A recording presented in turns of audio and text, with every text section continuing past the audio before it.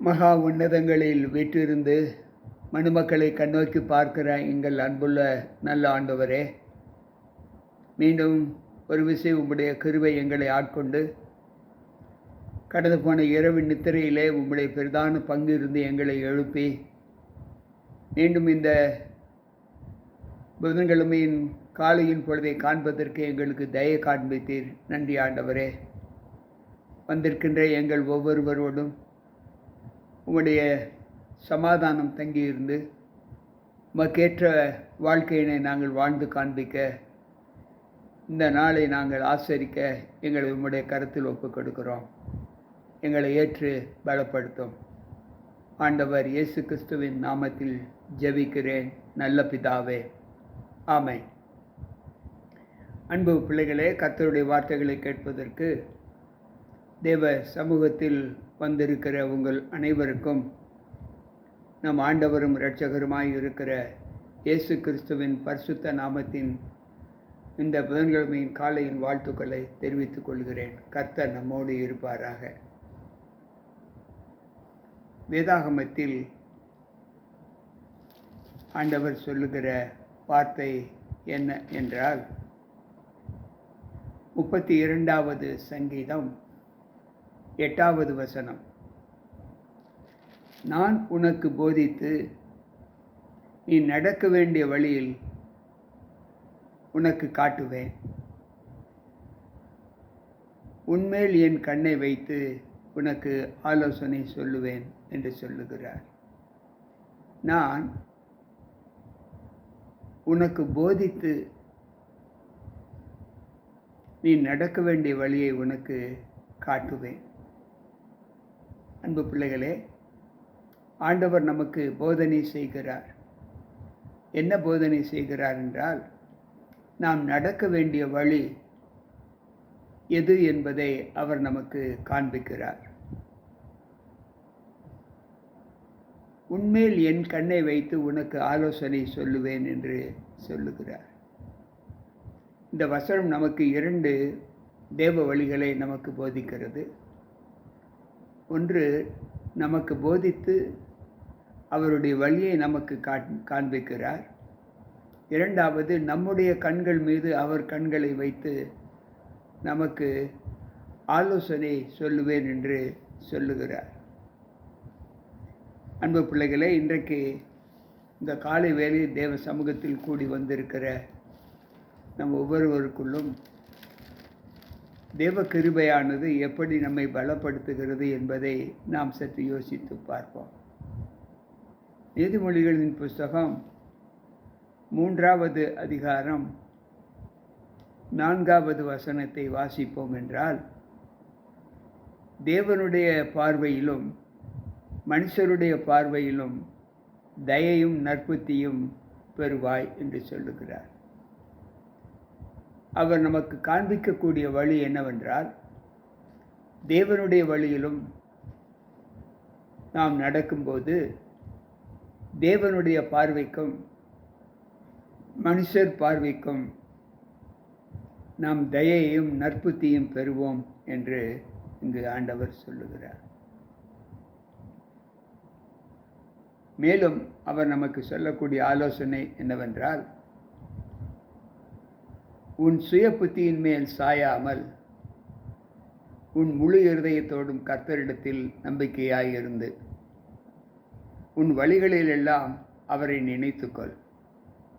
அப்பொழுது அவர்கள் பாதைகள் செவ்வைப்படுத்துவார். நீ உன்னை ஞானி என்று எண்ணாதே, கர்த்தருக்கு பயந்து தீமையை விட்டு விலகு என்று சொல்லுகிறார். அன்பு பிள்ளைகளே, ஆண்டவர் நமக்கு காட்டுகிற வழி, உன் சுய புத்தியின் மேல் சாயாதே, உன் முழு இருதயத்தோடும் கர்த்தரிடத்தில் நம்பிக்கையாயிருந்து அவர் வழிகளில் எல்லாம் நம்மை காக்க வேண்டுமென்றால், நாம் நம்முடைய வழிகளிலே செவ்வையாய் நடக்க வேண்டும். நாம் நடந்து செல்கிற பாதைகள் அவரை நினைக்கின்ற பாதையாக இருக்க வேண்டும். அப்பொழுது அவர் நம் பாதையை செவ்வைப்படுத்துவார். அன்பு பிள்ளைகளே, வேதத்தில் ஆண்டவர் சொல்லுகிற சத்தியம், நமக்கு நல்வழிப்படுத்துகிற போதகத்தை அவர் கொடுப்பேன் என்று வாக்கு கொடுக்கிறார். நாம் நம்முடைய வழிகளில் அவர் விரும்புகிற பாதையில் நாம் நடக்கும்போது நமக்கு ஞானத்தை கொடுப்பேன் என்று சொல்லுகிறார். நீதிமொழிகள் 19:8 நாம் வாசிப்போம் என்றால், ஞானத்தை பெற்றுக்கொள்ளுகிறவன் தன் ஆத்துமாவை சிநேகிக்கிறான், புத்தியை காக்கிறவன் நன்மையை கண்டடைவான். ஞானத்தை பெற்றுக்கொள்ளுகிறவன் தன் ஆத்துமாவை காக்கிறான். எனக்கு பிரியமான தேவ பிள்ளைகளே, இந்த அனுகூலத்திலே நாம் நம்மை எப்படி காத்துக்கொள்வது என்பதை யோசித்து பார்ப்போம்.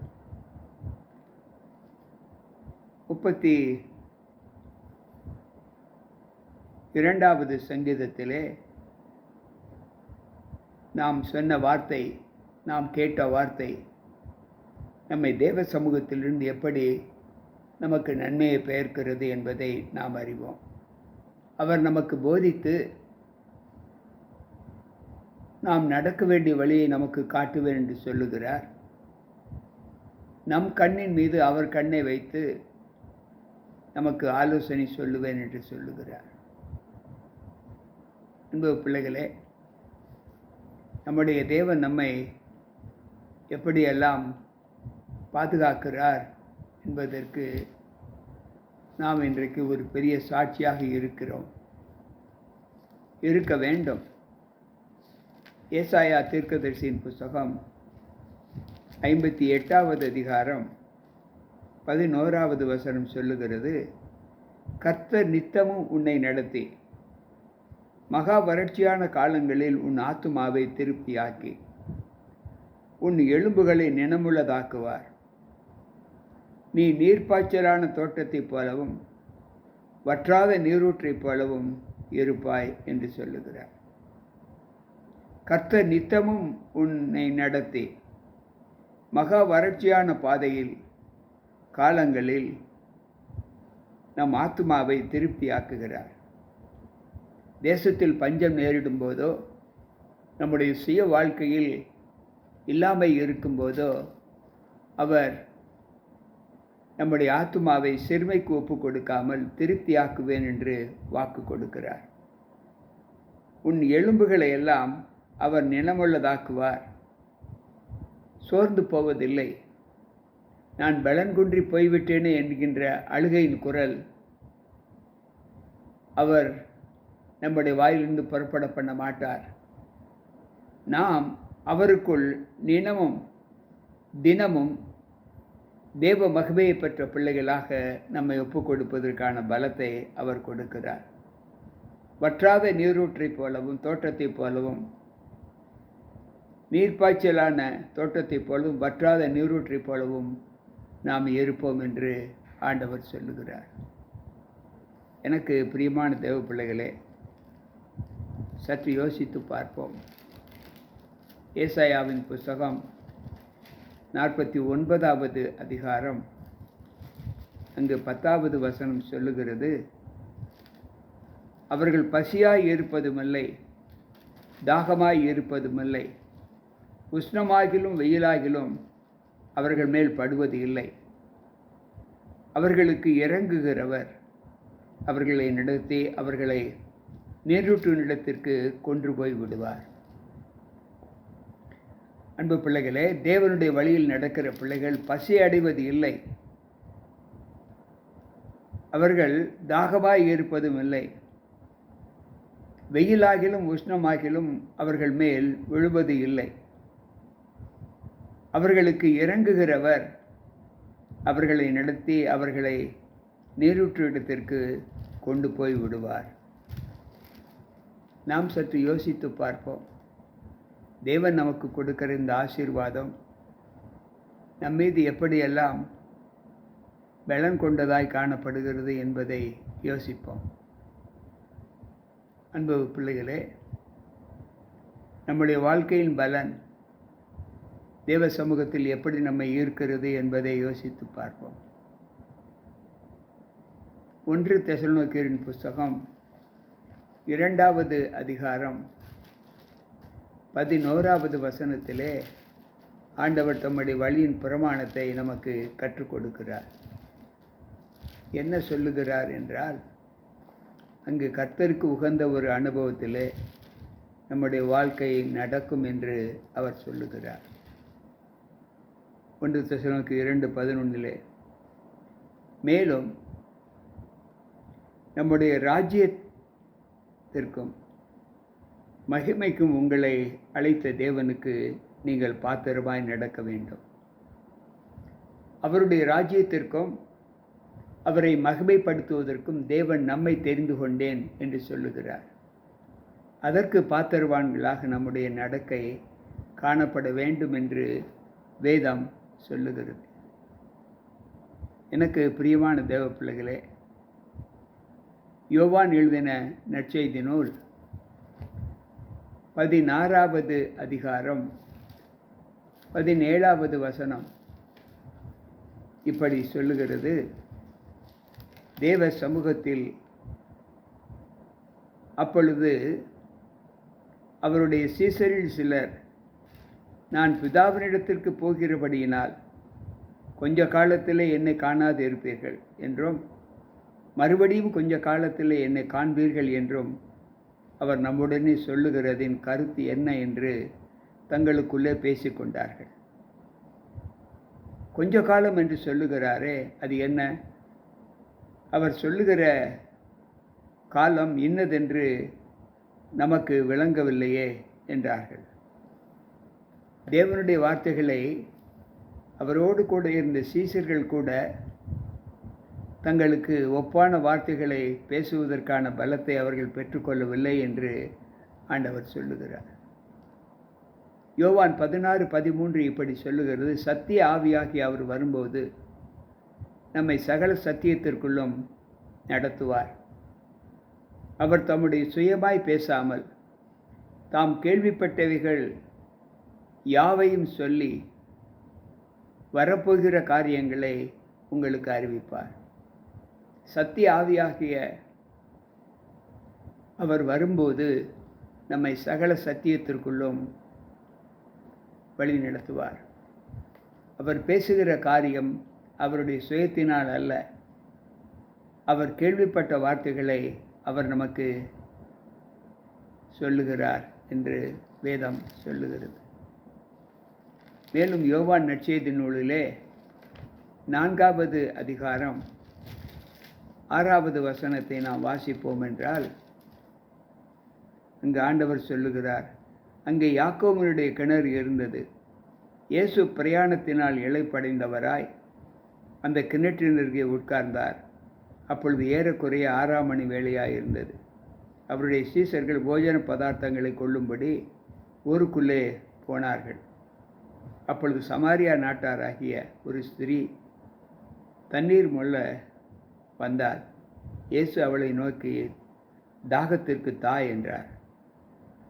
அன்பு பிள்ளைகளே, இந்த சம்பவம் யாக்கோபின் கிணற்றண்டையிலே நடக்கக்கூடிய ஒரு சம்பவம். சமாரிய ஸ்திரீ ஆண்டவரோடு பேசுகிறார். அந்த ஸ்திரீ, முண்டு கொள்ள என்னிடத்தில் பாத்திரம் இல்லையே, நான் எப்படி உமக்கு கொடுப்பது என்று சொல்லுகிறார். அன்பு பிள்ளைகளே, அந்நாட்களில் இஸ்ரவேல் ஜனங்களுடைய பழக்கம் என்னவென்றால், தண்ணீர் கொடுக்கும்போது 2 கைகளில் கொடுப்பார்கள். அதைத்தான் அவர் சொல்லுகிறார், முண்டு கொள்ள எனக்கு பாத்திரம் இல்லையே. அன்பு பிள்ளைகளே, மேலும் அந்நாட்களில் யூத பாரம்பரியத்தில் வளர்ந்த யூதர்கள் சமாரியரிடத்தில் பேசுவதும் கிடையாது, அவர்களோடு அணுகுவதும் கிடையாது என்பது பாரம்பரிய வழக்கம். இந்த வழக்கத்தை பெற்றுக்கொண்ட அவர்கள் தங்களுடைய ஜீவிதத்தின் நாட்களை தேவனுக்கு எப்படி பிரியமாக காத்து கொள்ள வேண்டும் என்று விரும்பினார்களோ, அந்த விருப்பத்திற்கேற்ற குணத்தை நாம் பெற்றிருக்க வேண்டும் என்று ஆண்டவர் சொல்லுகிறார்.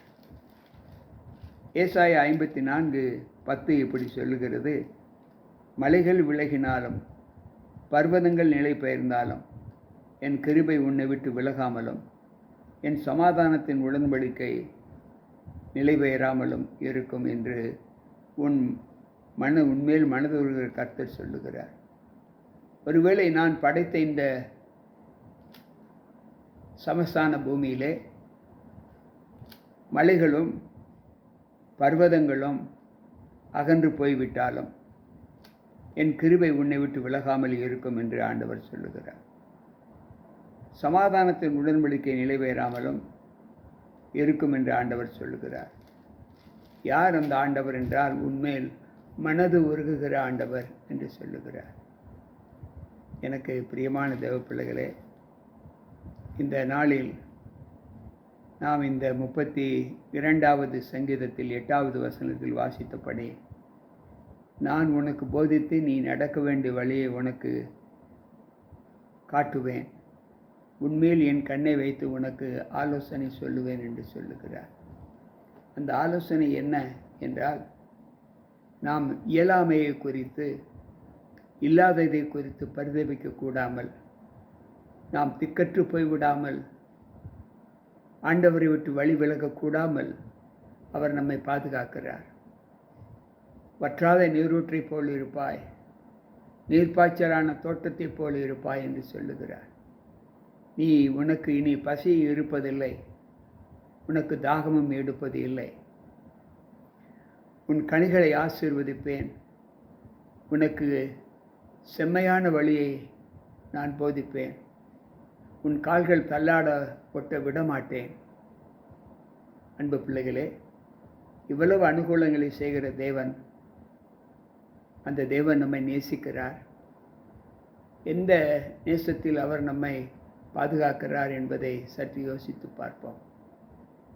நாம் இந்த நித்திரையிலிருந்து நம்மை கண்விழிக்க செய்த தேவன், நம்மை பலப்படுத்துவேன், சகாயம் செய்வேன், உன்னை தாங்குவேன், ஏந்துவேன், சுமப்பேன், உனக்கு ஆலோசனை சொல்லுவேன், உன் வழியை உனக்கு போதிப்பேன் என்று சொல்லுகிறார். அப்படி என்றால் இன்றைக்கு நம்மை எவ்வளவு பாதுகாவலோடு நம்மை காக்கிற தேவன் நம்மோடு இருக்கிறார் என்பதை நாம் அறிந்து, இன்றைக்கு நமக்கு பாதுகாவல் கொடுத்த, நம்மை நித்திரின்றி எழுப்பி இந்த நாளின் வெளிச்சத்திற்குள்ளாய் நம்மை அழைத்து வந்த தேவனுக்கு கொடான கொடி நன்றிகளை ஏறெடுத்து, அவர் மீது நம்பிக்கையாக இருந்து, அவருடைய போதனைகளையும் அவர் காட்டுகிற வழியையும் நாம் பின்பற்றி நடப்போம், மோட்சம் சேருவோம். கர்த்தர் நம்மோடு இருப்பாராக. ஜெபிப்போம். அன்பு ஆண்டவரே, உம்முடைய வார்த்தைகளை கேட்ட எங்கள் ஒவ்வொருவருக்குள்ளும் உம்முடைய வல்லமை இருந்து, நாங்கள் உம்முடைய நித்திய ஜீவனில் பிரவேசிக்க எங்களை தகுதிப்படுத்தி கொண்டு வருகிறதற்காக ஸ்தோத்திரம். எங்களுடைய இயலாமை, எங்களுடைய மீறுதல் அதற்கு தடையாய் இருக்க வேண்டாம். உமது பலத்தை கொண்டு அவைகளை அகற்றி நாங்கள் உம்மோடு ஒப்புரவாகி உமது வழிகளில் நடக்க எங்களை உம்முடைய கரத்தில் ஒப்புக் கொடுக்கிறோம். கேட்டுக்கொண்டிருக்கிற பிள்ளைகளும், தியானிக்கப் போகிற பிள்ளைகளோடும் உம்முடைய கிருபை இருந்து குடும்பங்களை ஆசீர்வதித்து, அவர்களுடைய பணிகளையும் கையின் பிரயாசங்களையும் பயணங்களையும் கர்த்தர் ஆசீர்வதித்து பலப்படுத்தும். விசேஷமாக சரீர பலவீனத்தோடு இருக்கிற பிள்ளைகளோடும் உம்முடைய கிருபை இருந்து பாதுகாத்து கொள்ளும். கர்ப்பத்தின் கனிக்காக காத்து கொண்டு இருக்கிற பிள்ளைகளுக்காக ஜெபிக்கிறோம். கர்ப்பத்தின் கனியை சுமந்து கொண்டு இருக்கிற பிள்ளைகளுக்காக ஜெபிக்கிறோம். ஏற்ற காலத்திலே அவர்களுக்கு கர்த்தர் நல்லதொரு பிரசவத்தை கர்த்தர் கட்டளையிடும். சுகமிடமாய் இருக்கிறவர்களுக்கு 107வது சங்கீதம் 20வது வசனத்தில் வாசித்தபடி உம்முடைய வசனங்களை அனுப்பி அவர்களை சுஸ்தப்படுத்தும் ஆண்டவரே. ஓய்வு பெற்ற பிள்ளைகளுக்காக, ஊழியக்காரர்களுக்காக, ஊழியம் செய்து கொண்டிருக்கிற ஊழியர்களுக்காக, நாட்டில் இருக்கக்கூடிய பெரிய மனிதர்களுக்காக, முதியோர்களுக்காக நாங்கள் ஜெபிக்கிறோம். விசேஷமாக வாலிப பிள்ளைகளுக்காக ஜெபிக்கிறோம். அவருடைய வழியை நீர் அவர்களுக்கு போதித்து, அவர்கள் நடக்க வேண்டிய வழியை அவர்களுக்கு காட்டும் ஆண்டவரே. மீட்பர் இயேசு கிறிஸ்துவின் நாமத்தில் ஜெபிக்கிறேன் நல்ல பிதாவே, ஆமென். அன்பு பிள்ளைகளே, கேட்ட சத்திய வார்த்தைகள் நம்முடைய ஆவிக்குரிய வாழ்க்கைக்கு பலன் கொடுத்து நாம் நல்லவர்களாக இருக்க நமக்கு துணை செய்யும் என்று நான் கர்த்தருக்குள் நம்புகிறேன். மீண்டும் நாளை சந்திப்போம். உங்கள் போதகர் ஜி.கே. ராபர்ட். கர்த்தர் நம்மோடு இருப்பாராக. ஆமென்.